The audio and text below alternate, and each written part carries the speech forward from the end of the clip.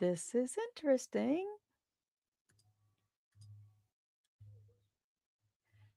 Okay, I don't know what's happening to the intro video. Hi, all.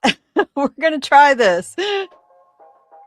Welcome to the From Pain to Purpose radio show. I'm your host, Eva Fulton.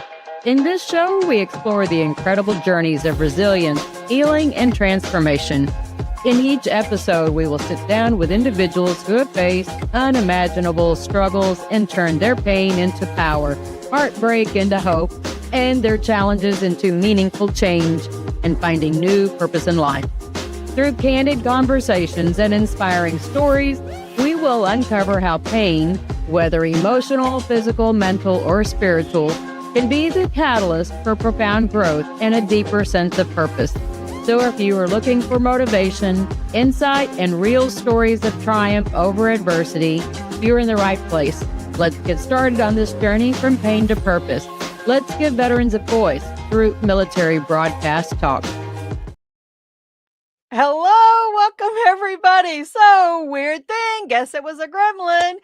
But happy Valentine's Day. Today is Saturday, February 14th, year of our Lord, 2026. And so the gremlin was, here in my little studio thing on MBR, we have these intro and outro videos, and they are not there. Normally I hit play and it goes to the intro video, and I don't know where it went. I didn't take it out. So anywho, yesterday was Friday the 13th, right? So we'll blame it on that. So crazy. And there's something else not going live, I guess, on the MBR, the main MBR one. I didn't delete it. I don't know what happened.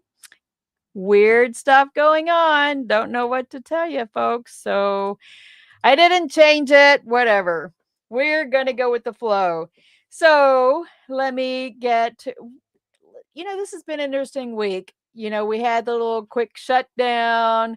I had a nice 3-day work week, which was pretty cool. Got a lot of homework done yesterday. And I wish today was actually good hiking weather, but I didn't get out on the trails because there's still quite a bit of snow and everything out there.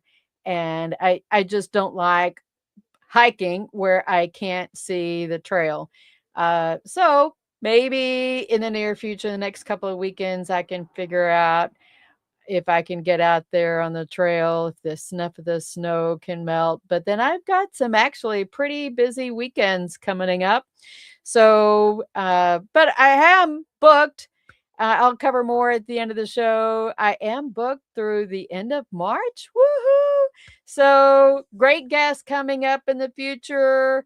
And I was in this neat challenge all week long for speakers. It was really kind of about, I guess, leveling things up. So it was, part of it when you are, I want to say, a speaker or leader out there, you need to be fed too, right? Kind of where are the directions going with speaking opportunities? One of the recommendations was to have a podcast or a radio show. So I'm glad to know that, yes, I'm already doing that times 3. And, part of it is really then what is next. And I'm trying to not take on more than I can chew. I am still working on my PhD, but at least that is, progressing pretty well too. Otherwise, just, life is doing pretty well. And I'll be doing the show next weekend from Texas. So I'll be back home. It'll be nice to see the kids again. And trying to think of what else. Everything else is going okay. So let me go ahead and pop over into the outline of my guests. So I have with me this week a lady that I met in a different, I think it was a different Facebook group for Christian content. I think it's how we met, Christian content creators. And, It's nice when you meet other veterans or people who are in the military family.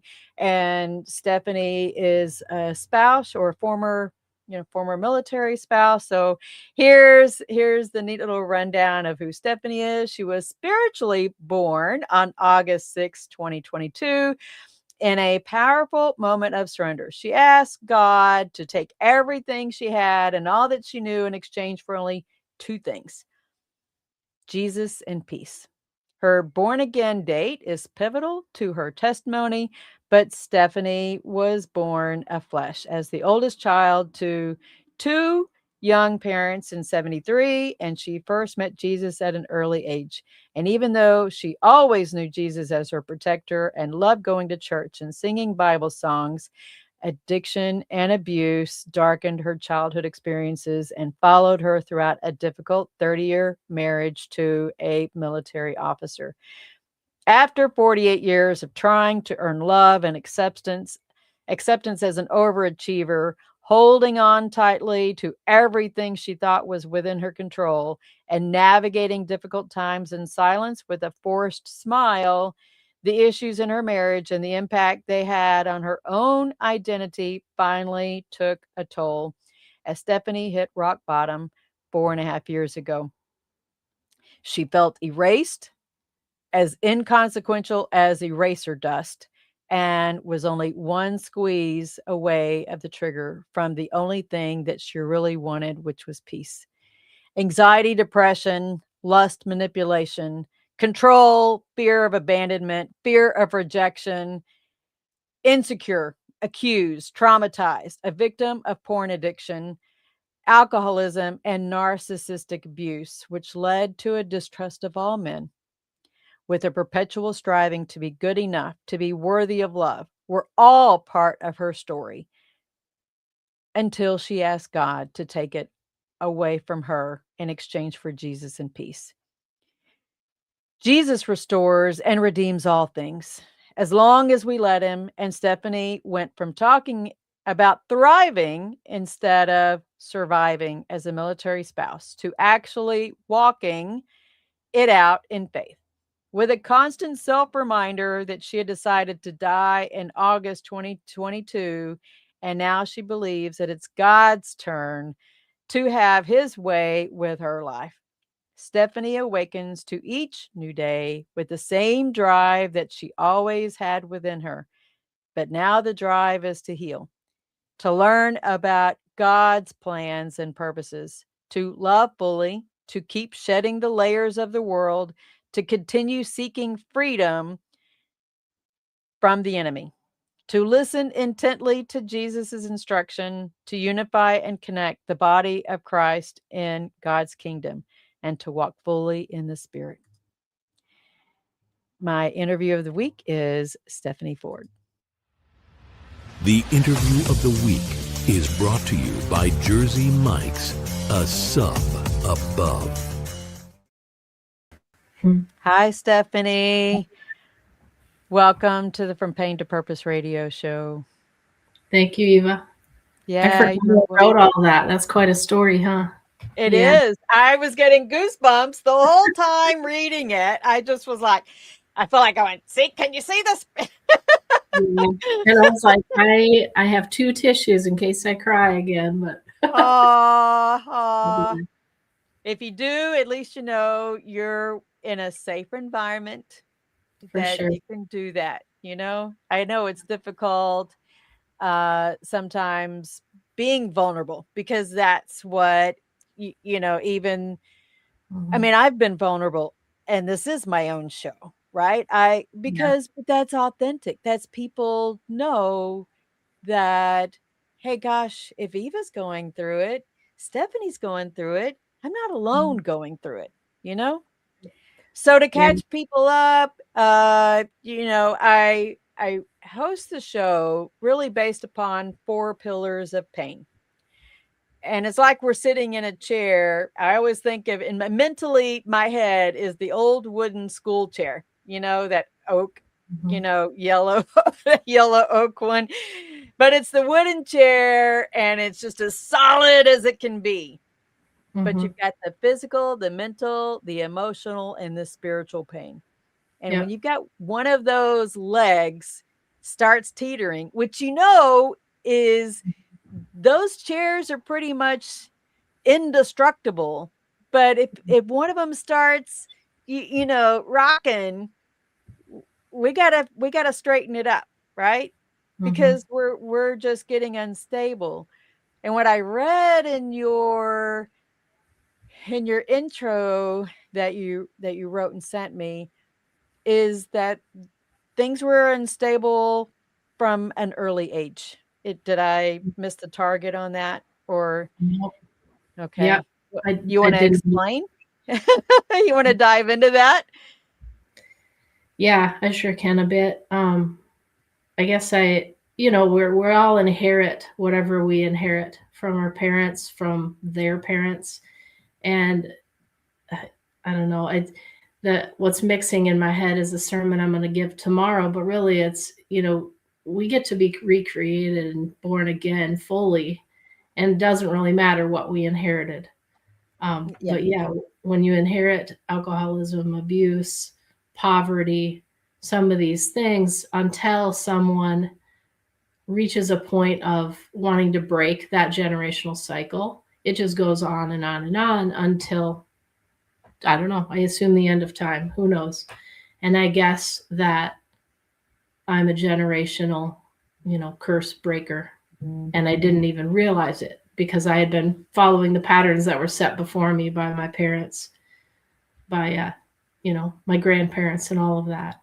So I thought I was doing better when I chose, marriage at a young age, even though I was really just recreating what I had always seen modeled to me. You were escaping. I was trying to escape, yeah. Yeah. And by getting remarried, by getting married at the age of 19, and my parents could say nothing because they had done the same thing, and his parents had as well. So, I can certainly identify with that myself. It's funny, mhm, I was having a conversation with my dad this morning. I think it was this morning that I said, it's funny how a lot of the things that are happening that we see somewhat controversial, I don't care if it's even talking about, pot, that, marijuana, that a lot of the people who are in the political leadership positions, they are the hippies, of the mhm, '60s that are in control. No wonder we're having the problems that we are, because they're not the Christian. Yeah, I know this is kind of going outside of your story, but these are folks who had a very different, experience than what we had. And so I think we're, as a society, and it's not really getting away because it's the absence of God. The hippies mhm.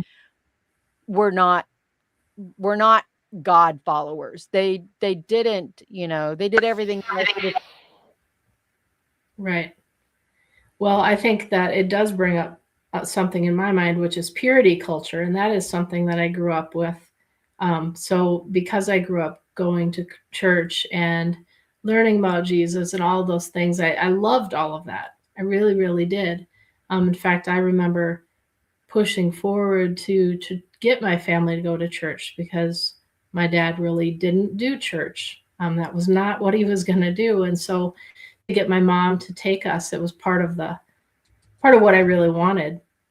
But purity culture meant that I had to be perfect, and I had to earn love of Jesus. And so then when you also are faced with this um, desire to be loved, really that drove me into having sex at 17. And I speak boldly to teenagers. They get really uncomfortable when I'm like, listen, don't have sex before marriage because that'll mess you up. Because I know that that's what led me down the path of then getting married at the age of 19 to try to fix it, ignoring all of the red flags, because I Yeah. already felt like God was going to give up on me because I had already failed. And so I think purity culture also was damaging, and I see that as far as religion and spirituality, there's a big difference. There's a huge difference, and yeah. But I think part of the message that gets missed out of that is the lack of being able to understand how to give grace to ourselves, right? Right. I mean, if we know that we can know in our heads that God forgives us, but Mhm. it's, I think, more difficult because I've endured it myself, is Yeah. forgiving myself for making those mistakes. Well, and when you've only ever experienced love because of what you do, not because of who you are, and you Yeah. have to earn love. Like, I had a really misconstrued understanding of what love was, so much that at the end of the 30 years of marriage, I would regularly say, "I don't even know what love is," because he would say, "I love you," and then treat me awfully. And that's just not, there was Yeah. a disconnect, and every time there was a disconnect in my life, it didn't sit right. But as a child, when you experience a disconnect, right, which comes the Yeah. same way from a parent who says I love you but then is mean or whatever, that disconnect makes you question what is real and what is. Well, yeah, because actions speak louder than words. It doesn't, that's like saying no, yes, I Yeah. can't even do it right. Where the head shakes, yes, no, it's no, Yeah, yes, yes, where it's a mismatch.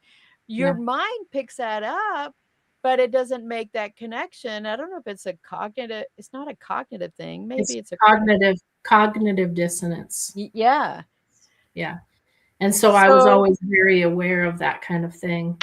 But then somebody would say, like, for instance, I had discernment as a child, and I would know that certain people didn't feel safe to me. And yet someone would say, it's okay. You can take that, quarter from him. He's a nice man that goes to our church. And yeah. my mind, my whole body is saying, I don't trust him. You can And yet, sit on his lap and yeah. yeah.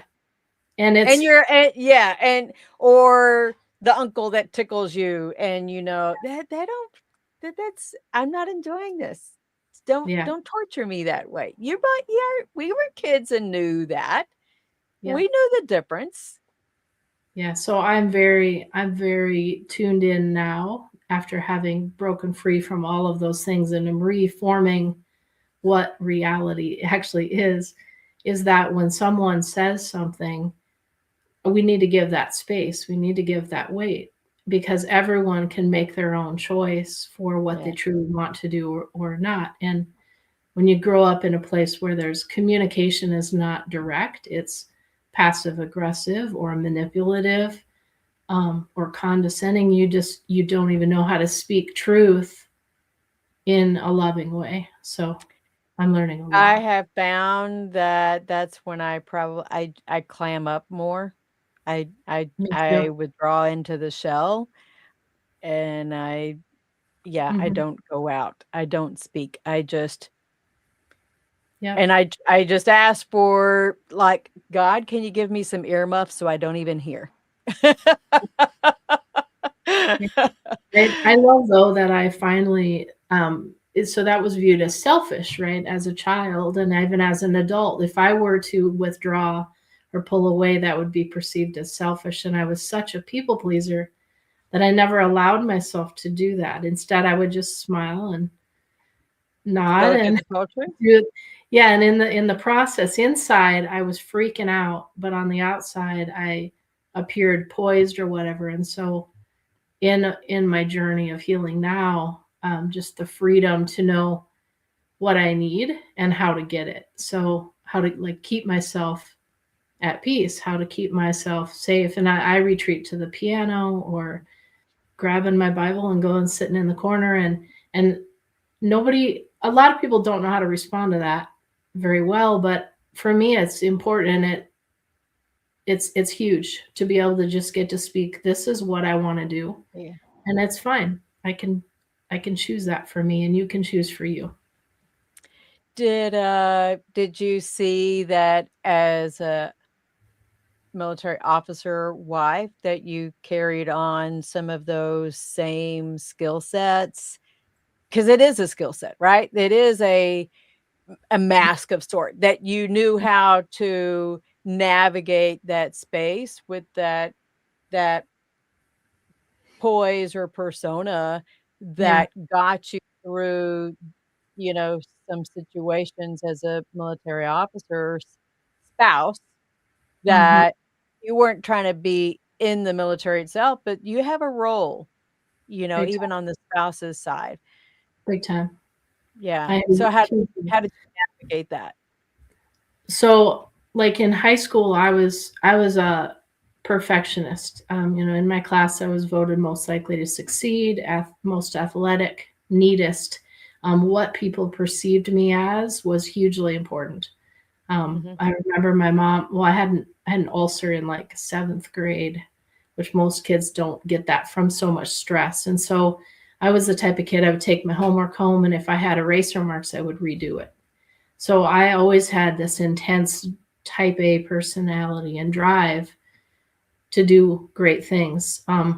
What I was so I got married young, and by the end of college, he had signed up for ROTC, which was good. We made that decision together.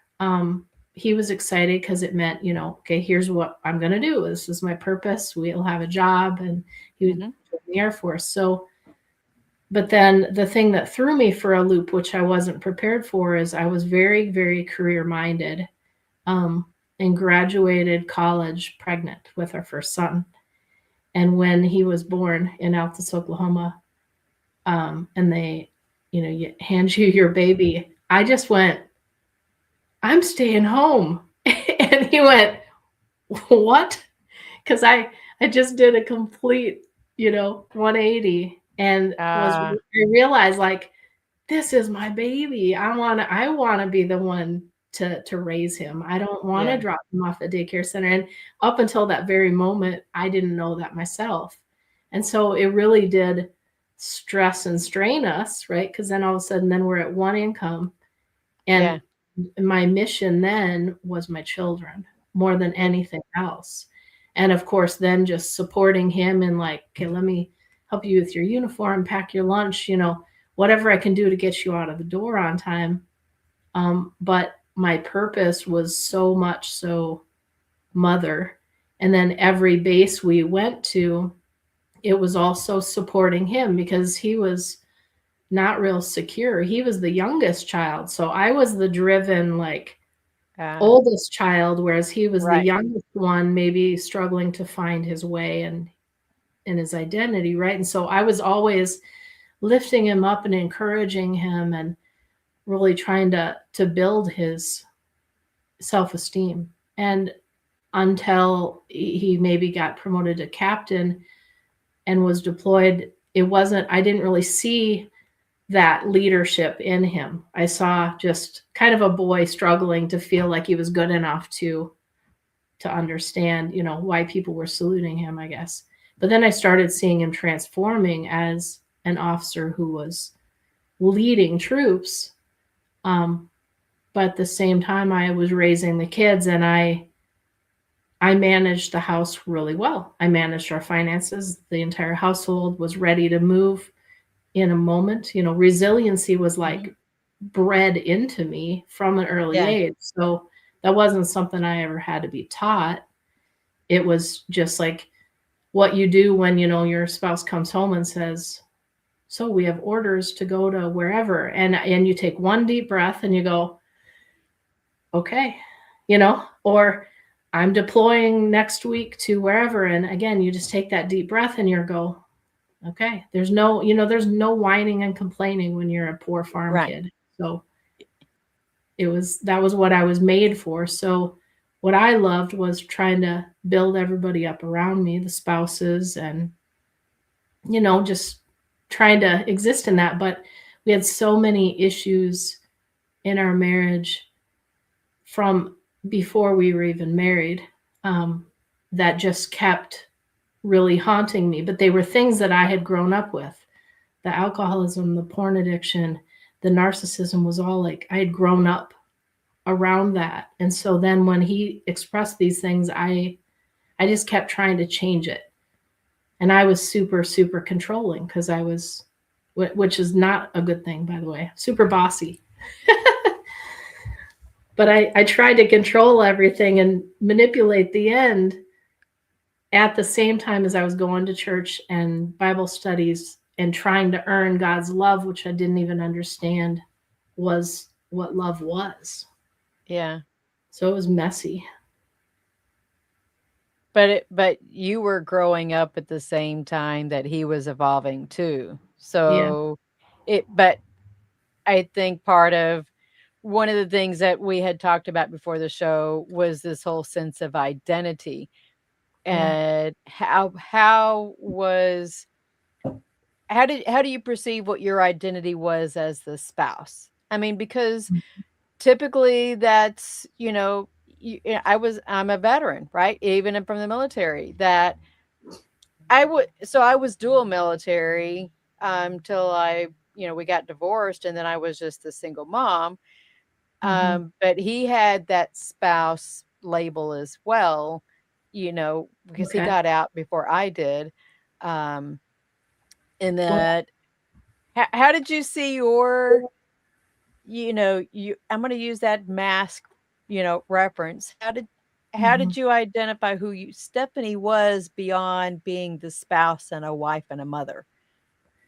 Well, if you didn't have your own career, Yeah, right. Because it was weird because, I was a prior 9/11 spouse. And so not everybody now has that same experience. But, by 9/11, that was our second base. And so I was used to coming on in the gate and my car would get saluted. So I got saluted and called ma'am before it was anything I had ever grown up with. But at the same time, I never was one to ask for help. And so to have people treat you with respect and kind of like with kid gloves as an officer spouse, it was really strange to me. It was also strange to like understand the pecking order of the pilot spouses, and my husband was not a pilot. And so it's like your whole scope of who could possibly be your friend got really, really narrow all of a sudden. And in my world, yeah. I don't know. So, I mean, I'm Army, right? I'm an Army veteran. So you're Air Force, right? Yep. You were Air Force spouse. Yep. How was it different? Were the pilots prima donnas, and so their wives got the prima donna treatment as well? Yeah, or diva treatment? They would turn their nose up at me because they would get flight pay. They had more money. And so I was not a pilot's wife, and I wasn't an enlisted wife. And so then you're like, okay, you're a junior NCO wife, or you're a, it was just very strange because you were supposed to be friends with the officer spouses, not with the enlisted spouses. Right. And so the whole rank-based spouses thing, even though we didn't wear spouses, that was one thing that I saw throughout the entire time, that the spouses wear their ranks of their husbands. Absolutely. Yeah. Absolutely. I've seen it at the commissary. You can tell who parks where, and you see the lady with the name brag diva bag that she parked in the officer spot, and she didn't serve. I'm sorry, you can tell she didn't serve. But she's parking in that flag officer spot wearing his rank at the commissary. Yeah. And by the time you get to squadron command and group command, you are in this small, like colonels, lieutenant colonels, you're in those spouses, and everybody, it felt to me kind of like high school where I didn't fit. I just didn't feel like I fit because everybody wanted to talk about shopping and going out to eat. And I just didn't. And I was like, would anybody want to talk about something real? Because what I'm passionate about is like psychology and faith and like neurotheology. Oh, I geek out on that kind of stuff. So I wanted to talk about real stuff, like raising your kids and what it was like to be a real person, not shallow stuff. And I was never like that. And I also felt kind of like I was faking it. Like I had to fake it in order to fit in that world, because I'm like, they don't really know that I'm just a poor kid, right? I just as you're talking, I'm sorry, I'm smiling and I'm having this vision. This is Yeah. like, one of those TV shows. Why is there not like the military spouses' wives TV show? Mhm. You know what I'm talking about? Yeah. Yeah. Like the Yeah. Atlanta or New York, whatever, wives. Like what? Yeah. I can It just was, imagine. That's what I'm envisioning as you're talking is this, yeah. wives club. Yeah. So the one thing that I really did enjoy was getting to work with and mentor and encourage, because I've always been an encourager, the younger spouses, the Yeah. enlisted spouses. But like Khalith Wright, he became the top command chief in the Air Force a few years back. They even called him Enlisted Jesus. Well, the cool thing is we had been assigned to 2 bases with him, in McConnell Air Force Base and then at Ramstein. And I hope he's watching this, because he really, really impacted me. Him and General Moore, General Richard Moore, who retired at like 3-star general. But their leadership was unlike a lot of the other leaders. And Khalith would sit down at the table and he would say, "So what do you want me to bring to DC?" I remember him talking to me at Ramstein. He said, "Stephanie, what do you want to bring to DC on behalf of the spouses?" And I said, what I really want is for the spouses to be able to all know that they are mentors. From the moment that they are mentoring someone. And enlisted spouses need the opportunities to learn how to be a proper and good leader instead of just the officers getting it. Because as officer spouses, Yeah. we had that from day one, and we were given, it's like we were being groomed for leadership, whereas the enlisted spouses weren't. So by the time that they became chief spouses, then they were given these opportunities. Well, by then they had already been either usually soured to the military because they were never allowed to be leaders, or the disparity of them having to have a job in order to have enough money for their family. Yeah. Versus me, who is Or an they officer just spouse and divorced out of the life period. yeah, and just Yeah. checked out. And so you end up with a bunch of people that are actually assets and resources that could be used to improve the entire military-based system, and it's wasted. And it's wasted by the mentality that the military says, like, we we give you orders, we don't, assign you a family. We give you a uniform, we're not giving you a spouse or whatever. Yeah. If we wanted you had a family, we would have issued it to you. That's the saying that I heard in the Army. So, and it's not helpful. Yeah, it's not. No, I agree. So fast forward. So you had marital issues. Yes. I don't know how much you want to talk about that, but how did that evolve then? Well, I guess I'll just say that if my ex wouldn't have retired from the military when I decided I was done moving the family around and I wanted to be back in Minnesota, if he would have stayed in and stayed away and deployed and all that, we'd probably still be married to this day. So I think the things that it takes to like be a good military family aren't always the same thing that, in fact, I think they kind of work counter to being a good family. We didn't really have those skills to be a good family and actually work together. I knew how to take care of the family and manage that and keep things going on the home front. He knew how to be a good military officer. We did not know how to come together as a good marriage. Yeah. And so I've a lot heard that before. Yeah. I mean, and so, you're not the first. I mean, but probably was true with my first marriage as well, but Mhm. but he had gotten out, so but I hadn't gone anywhere. We moved from Fort Stewart to Fort Hood, but he had gotten ripped out as an E4. Mhm. So I just was doing my thing. I gave up orders to go to England, by the way. That was the one thing that Mhm. I regretted that I didn't like, was that he made me give up orders to England. Then we got divorced and I went to Germany. Yeah.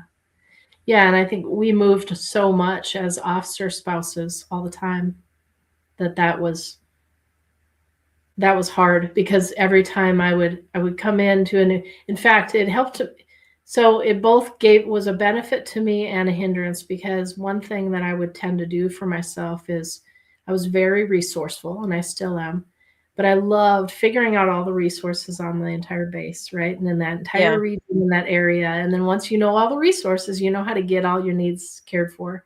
And then Yeah. I would know how to share that with others and all this.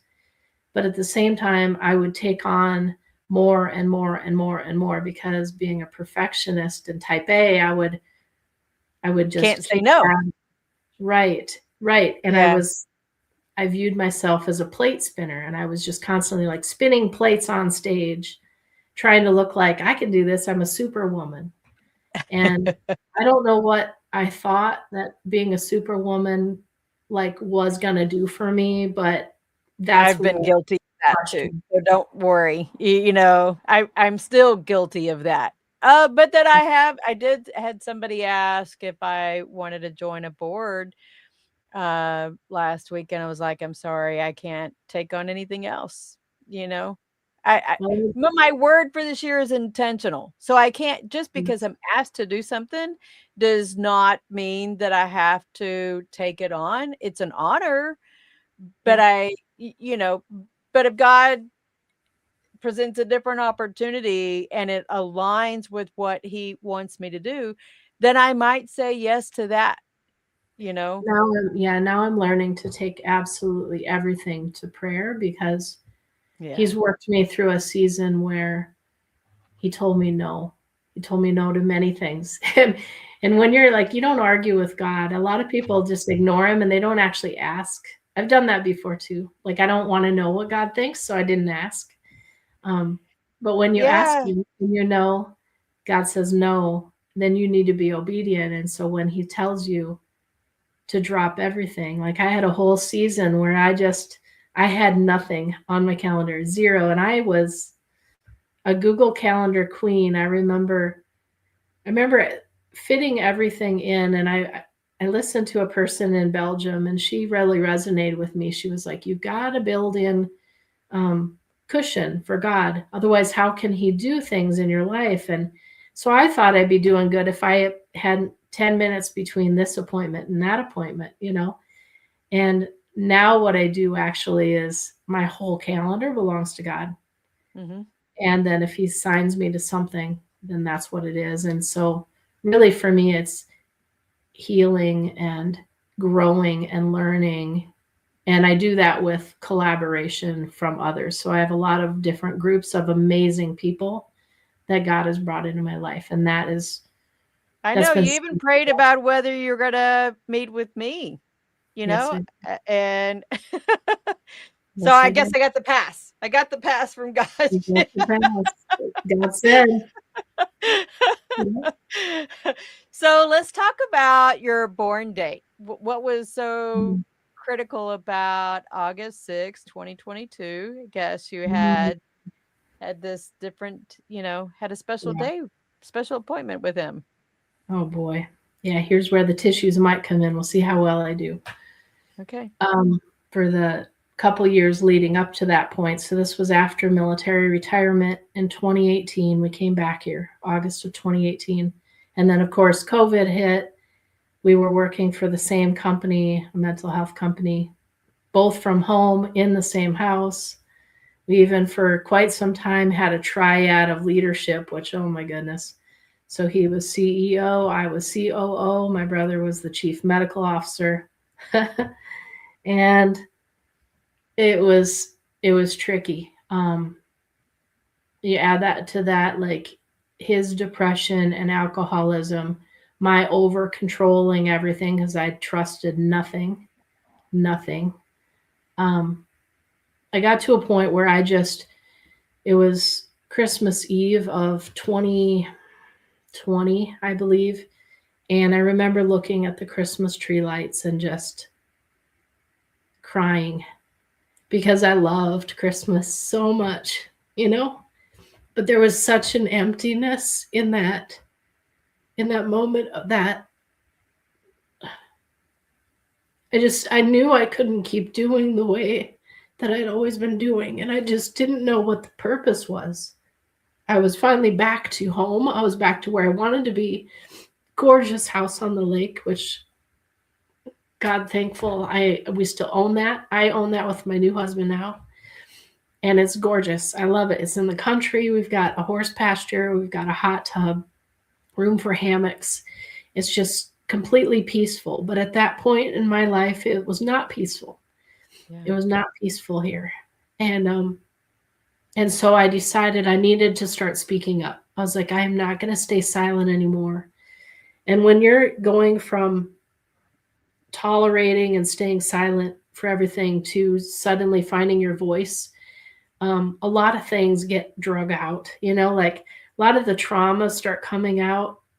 And my dad's across the street, and that my issues with him, my issues with my ex, all of that just started coming forward. And I checked out from the family. I said, I'm not cooking a meal again. And I pretty much didn't.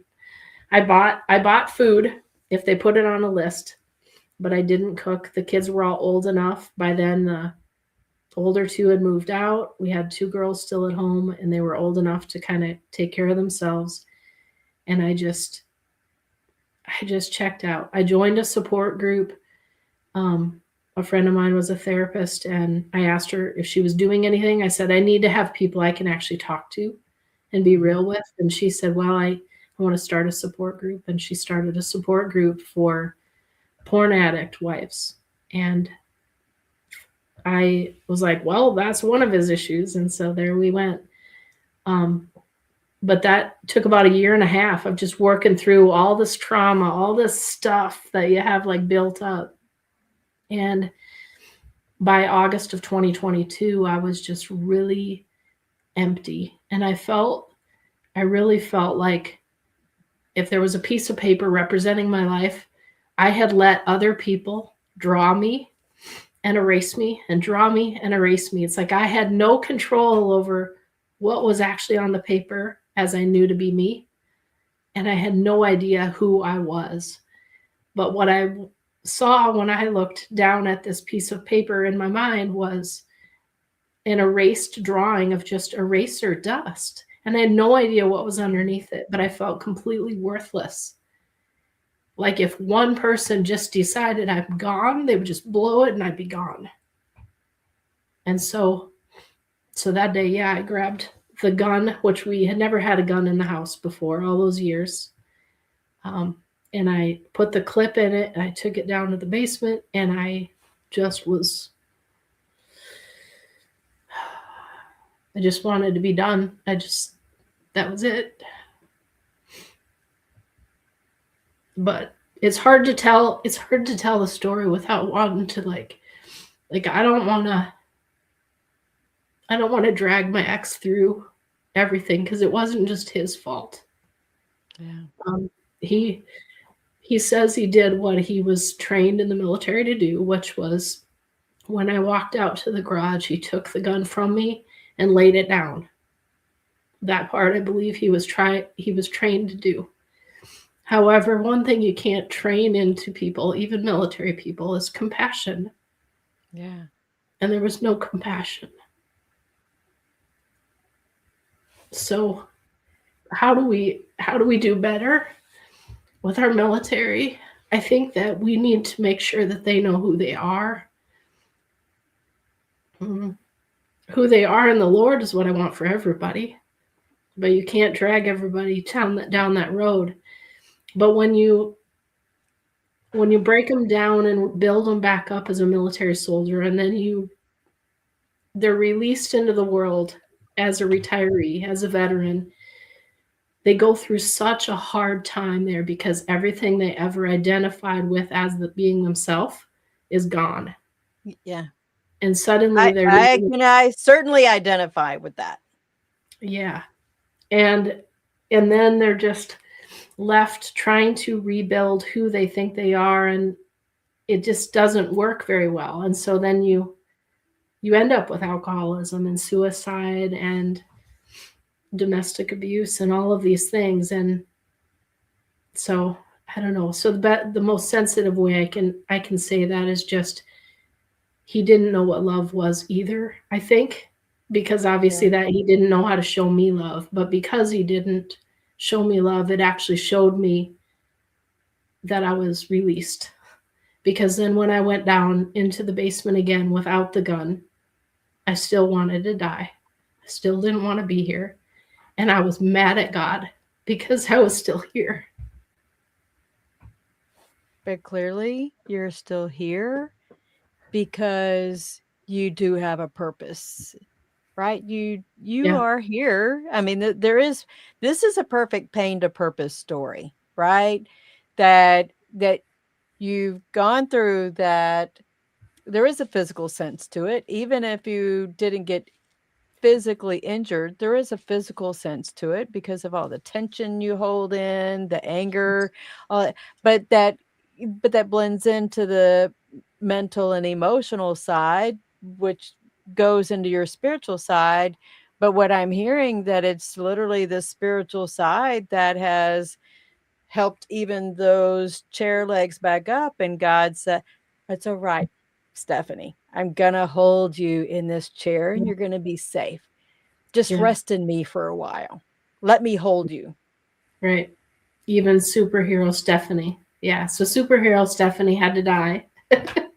so that I would realize which sounds like not necessarily a bad thing. I mean, I've been there too, you know. Yeah.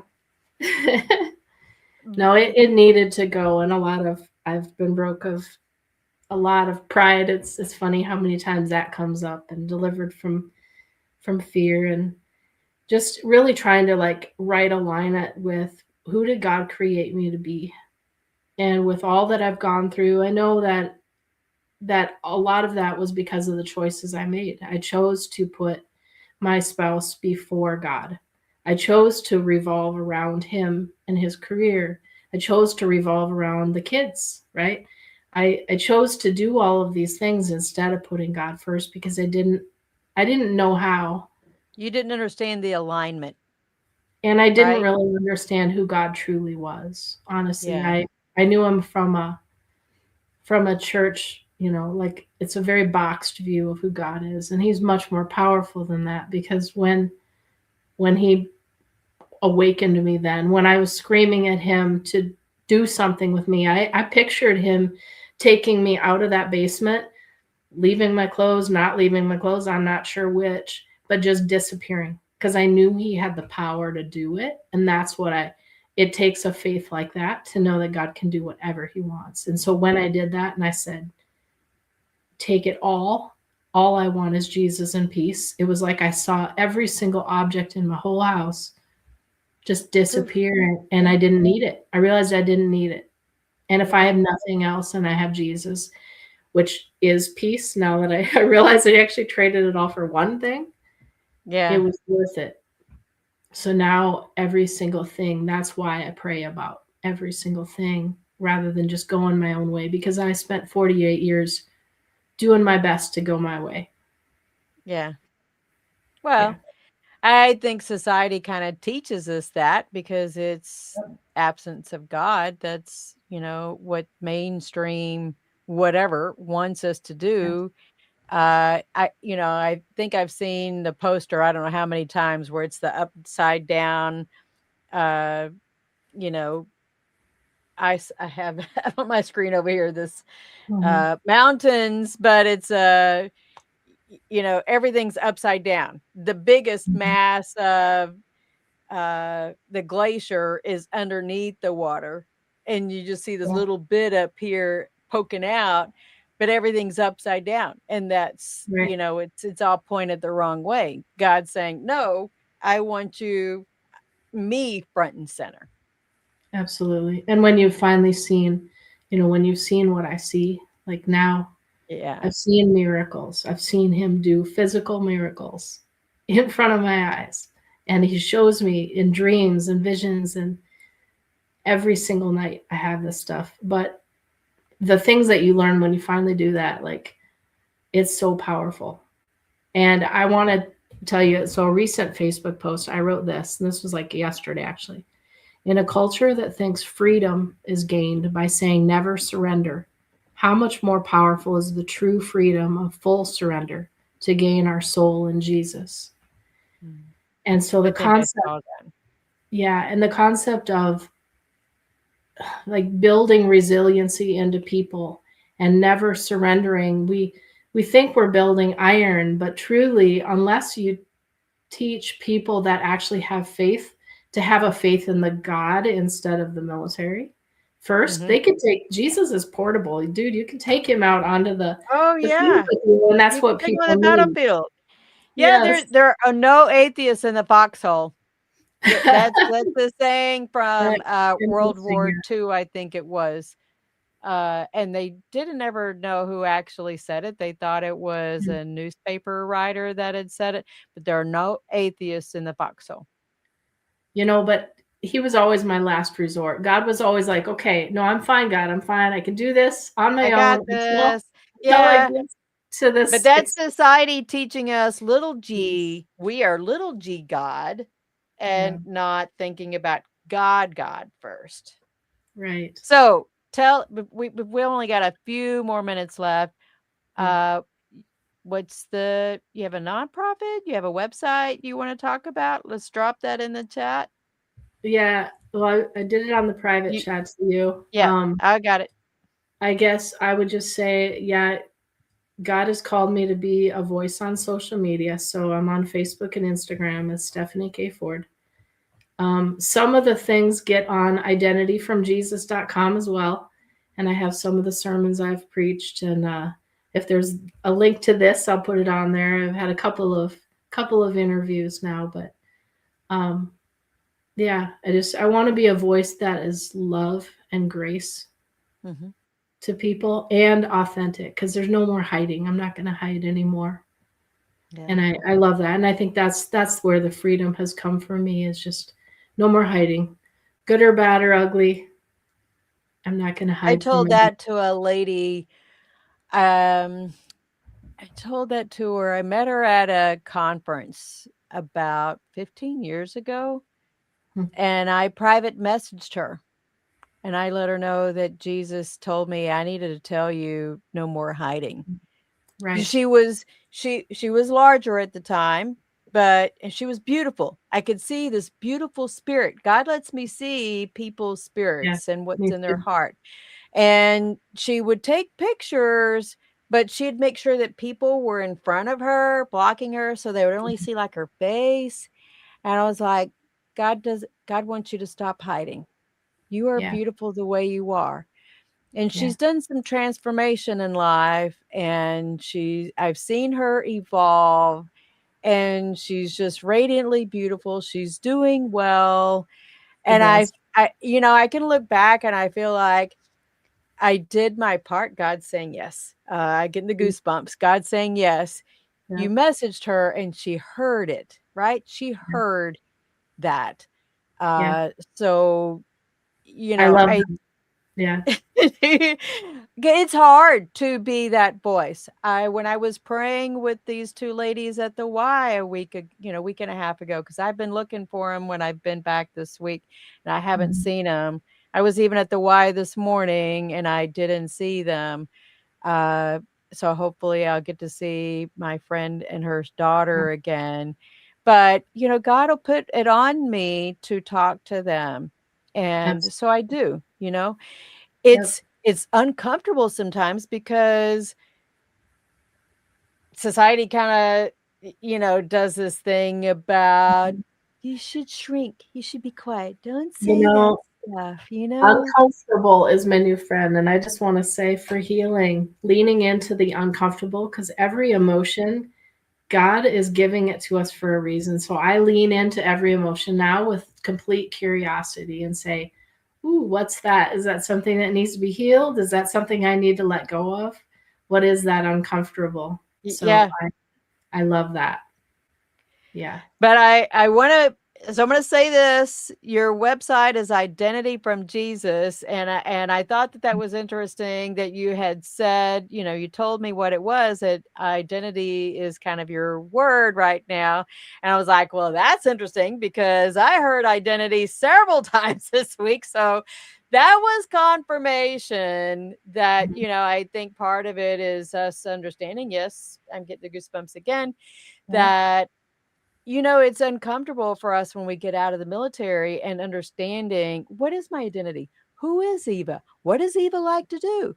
Right. Because I can identify with what you're talking about with your ex-husband because we spend so much time serving the military. And when I got out, I took that hat off. Well, Mhm. I was kind of familiar with the mom hat. I had 2 boys already, but I had Mhm. just gotten remarried, so now I'm putting wife hat on. Uh, so I'm managing those, but oh, by the way, the family said, "Don't identify being in the military anymore. Get rid of all Mhm. of your uniforms Mhm. and don't go to the VA." And Mhm. I was like, "Well, so now I feel like I'm in isolation." I felt like I was walking through the forest blindfolded and now navigating society and everything just felt very foreign.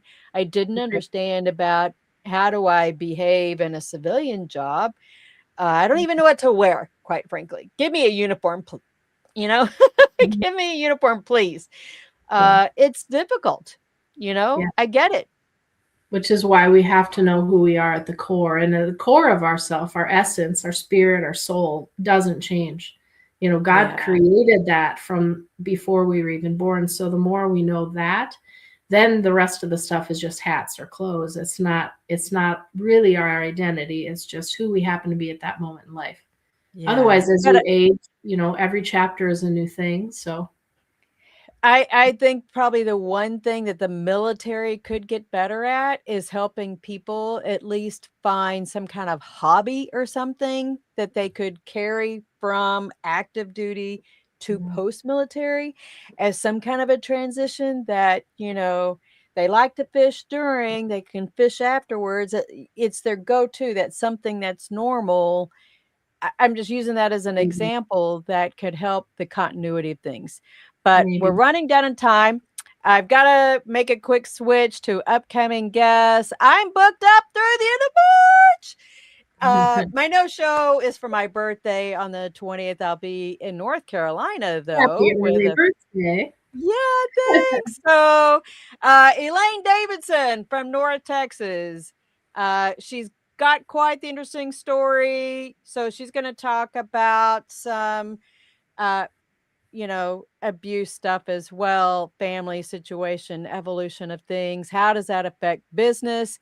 She's not a veteran, but she's a big fan of veterans, has supported the veteran community in North Texas. So when her story came out, she posted, I was very happy to ask her. And she said, of course. Steve Morgan has a nonprofit. He's a new good friend of mine. And so he's got something to share. Julie Austin she's planning her transition out of the military. She has the dog tags to ownership. I think it's the right name of her podcast. Um, she's a co-host on Dog Tags to Ownership. John Davis is going to talk about being an expat. I'm kind of excited to hear his whole transition to the expat side of things. And then Paula Yost is going to help us with learning how to advocate for our children better when it comes to talking to doctors. And I think that's, you know, a big thing. I've had to do that myself and learn how to advocate for my daughter going through some of her own health experiences. So, it's important for us to learn how to have our voices, and I'm glad to help give veterans a voice and do that. So thank you all for joining the show this week, everybody. See y'all next Saturday. Thank you for joining MBR. Bye. Thank you. Ladies and gentlemen, thank you for tuning in to Military Broadcast Radio. As we wrap up today's show, we want to remind you that the podcast of today's episode will be available right after we go off the air. So if you missed any part of the show or want to listen again, be sure to check it out. And remember, we're here to support and honor our veterans.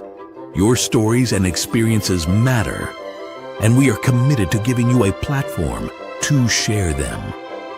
That's right. We're here to give our veterans a voice. So don't forget to catch the podcast and stay connected with us. Giving our veterans a voice.